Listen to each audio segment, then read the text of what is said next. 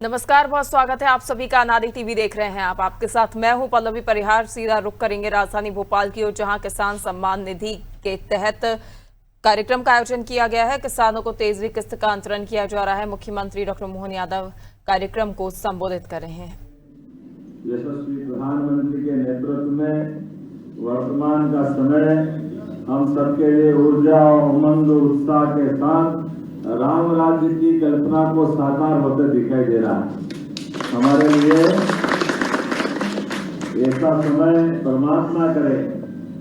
हमने विक्रमादित्य का सुशासन नहीं देखा, राजा भोज के शासनकाल के बारे में भी सुनते हैं, लेकिन आज हमारे नेता नरेंद्र मोदी जी के लिए, उनके मन में किसान कल्याण के लिए, गरीब के लिए, महिला के लिए, युवा के लिए जो भावना है, वाकई वो अद्भुत है।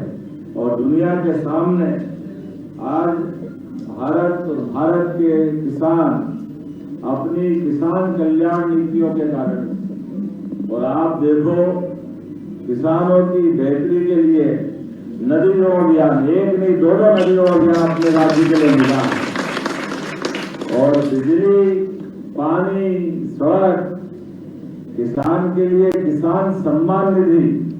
कभी सोचते थे कि अपने घर में आमतौर पे थोड़ी तकाबी में पटवारी जमीन नीलाम करा देते थे पुराने जमाने में, क्योंकि पैसा बकाया है तो क्या करते थे, नीलामी कराते। लेकिन आज क्या हो गया, बहनों के लिए लाडली लक्ष्मी योजना, लाडली बहना योजना, किसान सम्मान निधि। किसान किस किस को किसान सम्मान निधि मिलती है, हाथ खड़ा करो। आप बताओ, आप अपने घर के अंदर कभी सोचा था अपने हर महीने 1000 रुपया आएगा? आ रहा कि नहीं आ रहा? 6 महीने उनके, 6 महीने अपने, तो इंटरवल वाल इंटरवल चले, तो ये जो आनंद है। लेकिन आज इतना ही एमएसपी पे आप कांग्रेस के लोग कभी दरवाजे आए तो प्रश्न पूछना कि 1956 में मध्य प्रदेश बना था, और 56 के बाद 2002-3 तक कांग्रेस की सरकार अधिकांश समय रही। लेकिन गेहूं का भाव क्या था? 350, 400, 450। अभी 20 साल पहले था कि नहीं था? 55 साल में कहा 1956 में 100 रुपए क्विंटल का स्तर गेहूं मिलता था, लेकिन 55 साल तक खाली 400 रुपये भी नहीं बढ़ा। और आज अपनी सरकार 2625 में तोल रही कि नहीं तोल रही अपने किसान कल्याण के माध्यम से। और सोयाबीन का भवंतर, सोयाबीन बेच के हमारे खेत में से, और भवंतर का पैसा अपने पास आया कि नहीं आया? ये अपनी सरकार का काम करने का तरीका है। किसानों के लिए और दूध उत्पादन के लिए भी अब तो आगे जाकर के प्राकृतिक खेती को बढ़ावा देने के लिए, ये तो हमारे लिए और अच्छा है। 10-20 साल पहले तक हमारे यहाँ तो कोई खाद डलते नहीं था रासायनिक। मेरे भी खेत में मैंने भी खेती करी, कहाँ चक्कर में पड़े। अपने को तो ये समझा था यूरिया डालो, डीएपी डालो, 12-32-16 करो, ये करो वो करो। अपन को शुरू अटपटा ही लगता है, लगता कि नहीं लगता? लेकिन अभी ये लगेगा नहीं भाई, चलो ठीक है। ये तो वैज्ञानिकों का तरीका भी है और काम करने का तरीका भी है। जैसे पहले कोई जल जाता, कोई का हाथ बार, तो डॉक्टर कहते समझदार, पानी मत डालना, पानी मत डालना, फफोले पड़ जाएंगे, फफोले पड़ जाएंगे, ऐसे कहते हैं ना। और अब क्या कहते हैं, पानी डालो, पानी डालो। तो पहले डालते नहीं तो रुक गया, उनका चक्कर में पड़ गया। जो समय के साथ अब आज प्राकृतिक खेती की बात कितनी अच्छी लगती है, और प्राकृतिक खेती के माध्यम से हम अपनी रासायनिक जो खासकर बंजर जमीन बना रहे हैं, इससे बचाव के लिए रास्ता है। और अब तो कृषि कल्याण वर्ष में अपन गोपालन को बढ़ावा दे रहे हैं। और गोपालन भगवान कृष्ण ने दूध दी गया तो कंस को हमारा घर में और क्या करा के नहीं आया कि नहीं आया? दूध दही की नदियां बेचती थी हमारे राज्य के अंदर, तो आज वापस वो दौर आ रहा है जब प्राकृतिक खेती करो। भगवान की दया से अपन तो चीटियों के आटा डालने वाले लोग, हम किसी के कहाँ प्राण लेंगे? ये तो जब नया नया मच्छर का पेट आया था तो लगता मच्छर को ऐसे मरता है, लेकिन अब दुनिया ऐसी चला भी तो अपन भी देखते भैया ठीक है, ये तो मच्छर को ऐसे भगाने क्या करती, ये पेट से क्रिकेट खेलने जैसे वो या बैडमिंटन खेलने का तरीका शुरू में तो अपनी आत्मा भी काम करेगी। ये क्या नाटक है? क्योंकि हमारी जो भाव है मन के, वो भाव अपने तो गाय कुत्ते को रोटी देने वाले लोग, मनुष्य मात्र से प्रेम, प्राणी मात्र से प्रेम करने वाले लोग, और प्रकृति तो माँ है। आज उनके साथ जीवन बीते बीते इसके हजारों साल से खेती बाड़ी होती है। तो प्राकृतिक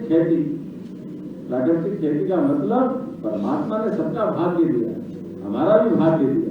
ऐसे में उसकी गुणवत्ता भी उसकी अच्छी रहती, न वो गुणवत्ता प्रभावित होती है, न आप आने वाले समय में उसकी फसल के दाम भी ठीक दिलवा रहे हैं।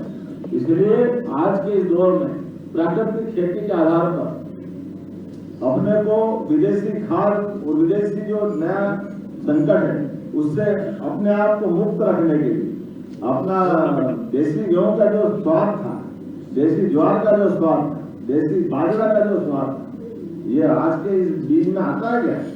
ना पौष्टिकता आती।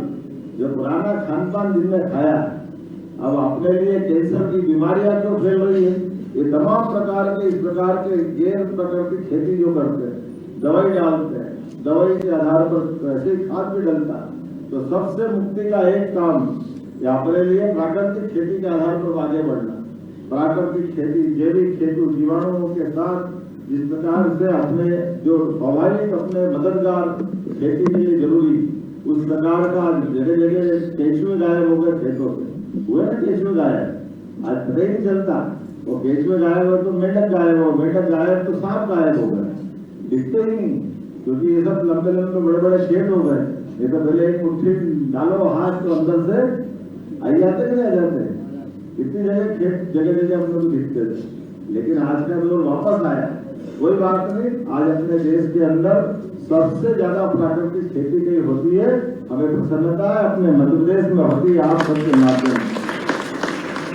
और इसलिए इस प्राकृतिक खेती में ठीक दाम मिले, किसानों को सम्मान के साथ जीने का मौका मिले, और हमारी प्राकृतिक खेती के बलबूते पर हमारे गेहूं, हमारी फसल से दुनिया लाभान्वित। और ये है जियो और जीने दो का भाव होना चाहिए कि होना चाहिए। सर्वे भवन्तु सुखिनः, सर्वे सन्तु निरामयाः, सर्वे भद्राणि पश्यन्तु मा कश्चित् दुःखात् भवेत्। हम तो सबके कल्याण के लिए जीने वाले लोग, हम तो अपनी वसुधा को, पृथ्वी को भी माता मानने वाले लोग। तो आइए हम सब मिलकर के यशस्वी प्रधानमंत्री के नेतृत्व एक बार फिर इस कार्यक्रम का हिस्सा बनते हुए, प्रधानमंत्री की बात को मानते हुए अपने सबके खेत में, मैंने भी अपने खेत में आज गए साल से शुरू करा, इस बार और रकबा बढ़ाया, एक गौशाला भी अच्छी खोली। अब तो गौशाला के लिए भी हमारी सरकार पहले खिड़क बनाती थी, पिंजरा बोल रहते थे, अब खिड़क पिंजरा बोल बंद करके अपने गाँव से नगर तक, नगर निगम में भी उनसे कहा गौशाला बनाओ। गाय माता अगर कोई नहीं पाल सकता तो अपने पास गौशाला में दे दो, अपन सब पालेंगे गोवंश। उसको लावारिस नहीं होना चाहिए, जिसमें 33 करोड़ का देवी देवता का आवास, वो लावारिस कैसे हो सकती है क्या? तो उनकी चिंता अपन करें। और इसके अलावा भी अब प्राकृतिक खेती करते हुए कोई गाय पालेगा तो गाय आप पालो, दूध भी आप खाओ, गोबर भी आपके खेत में लगाओ, गौमूत्र से दवाई भी बनाओ। उसके बाद भी 1100 रुपये महीना जो गाय पालेगा उसको सरकार देने वाली है अपने घर। क्योंकि हमने योजना बनाई है कि प्राकृतिक खेती में सबसे बड़ा अगर मददगार कोई पशु है तो गोमाता है, वो दूध वाली गोमाता से तो भला होता ही होता है। ऐसे कई काम और करने वाले हैं। अपनी ओर से एक बार फिर मैं सरकार की ओर से आप सबका स्वागत करता हूँ, अभिनंदन करता हूँ। और आज जब आप दिन भर से बैठे हो, थोड़ा माफी भी चाहता हूँ, लेकिन आज अपने बीच में मनोहर लाल खट्टर साहब आए हुए और मैं उज्जैन के बाद इंदौर से होते आपके बीच में लगातार आया हूँ। और यहाँ से तुरंत बाद राष्ट्रपति आई हूँ जबलपुर। तो कल योग दिवस है, तो योग अपनाओ और निरोग रहो। ये हमारी परमात्मा की दया से हजारों साल पुरानी परंपरा है, जिसके आधार पर अपने जीवन के अंदर ये अपने शरीर को भी स्वस्थ रखना ये भी ज्यादा जरूरी है। इसलिए प्रातःकाल टहलना, सूर्य नमस्कार लगाना, समय पे खाना खाना, समय पे सोना, शुद्ध खाना खाना, सबके प्रति प्रेम रखना और योग्य तरीके से श्वास लेना, योग्य तरीके से आसन करना और ध्यान धारणा समाधि, जैसे तो अष्टांग योग की बात आती। लेकिन मेरी अपनी ओर से कल अंतर्राष्ट्रीय योग दिवस की भी आप सबको बधाई दे रहा हूँ, आप सबका अभिनंदन कर रहा हूँ। और एक और बात, कल योग दिवस तो है ही, लेकिन कल से ही सूर्यनारायण उत्तरायण में प्रवेश करेंगे। और सूर्यनारायण उत्तरायण में प्रवेश करने का मतलब दिन तिल तिल करके कम होने लगेगा, रात बढ़ने लगेगी। आगामी संक्रांति तक अब रात बढ़ती जाएगी और दिन कम होगा, लेकिन परमात्मा की कृपा है। ये सूर्य और चांद तो हमारे जीवन के लिए सदैव आदर्श रहे, लेकिन हमारी संस्कृति है हम अपने दोनों तरह की ऋतुओं के साथ एक साल के 2 हिस्से, एक उत्तरायण एक दक्षिणायन, फिर एक साल के 6 अलग अलग ऋतुओं के त्योहार, उसके बाद 3 मौसम और 1 महीने के भी 2 हिस्से, एक पड़वा से लेके अमावस तक और एक वापस पड़वा से लेके पूर्णिमा तक, ये अपने हिस्से। और एक दिन के भी 24 घंटे में अलग अलग दिन माना जाता है, लेकिन ये दिन भी अपने यहाँ अपनी दृष्टि से तो वैदिक घड़ी में 15 मुहूर्त दिन के, सुबह सूर्योदय से सूर्यास्त तक के और रात को सूर्यास्त से लेके सूर्योदय तक, प्रत्येक दिन अपने लिए अलग अलग मुहूर्त में आता है और प्रत्येक मुहूर्त हमारे लिए अपने जीवन में अलग अलग बदलाव के लिए प्रेरित करता है।